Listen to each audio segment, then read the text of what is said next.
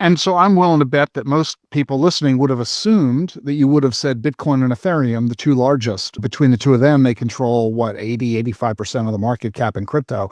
So talk about why you chose Hash and XRP, Ripple, as opposed to the big known brands of Bitcoin and Ethereum. One, I'm here for ROI. The other ones have already seen their adoption curve. There's a lot of people that have already seen Bitcoin, got in early, done really well. And both of those, are established blue chips in the space. I don't think they're going anywhere. They are, in my mind, more of a Alta Vista or a Napster to Google or Spotify. Early stage, first movers, large amounts of adoption, disruption in the space. But over the duration, I believe that there are going to be other networks that are adopted at scale and actually surpass those in market cap. Total today for crypto is around $3 trillion. We're, 1/5 of gold for the total asset class. And that doesn't mean that there's $3 trillion worth of liquidity in it. It's far less than that for what's actually liquid and can be moved around. So all that to say, we're still very early. So I do think here in 2026, there's an opportunity for a Cambrian explosion, and there'll be certain applications for these assets where they're used at scale and see large amounts of liquidity move into them in order to be able to facilitate the value transfer that they're actually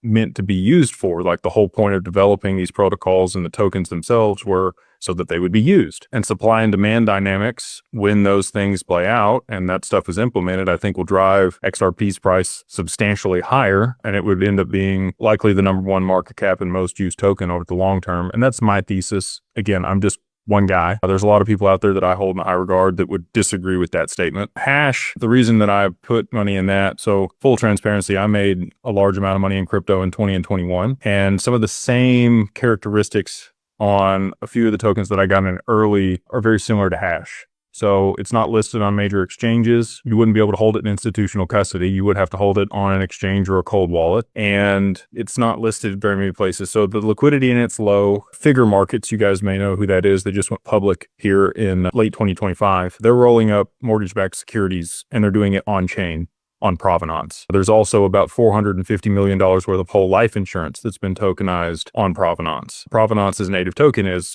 Hash. And so in my mind, all right, these are real world applications that are driving value and demand for this network and the token. And that token is going to be used to facilitate value transfer on the network. All those things culminate to me thinking, all right, this is worth taking a position in while it's less than 3 pennies. And if it works out, some of the stuff did for me in 20 and 21, it'll be very lucrative. But that's about 1% of my portfolio. 99% of my portfolio is XRP.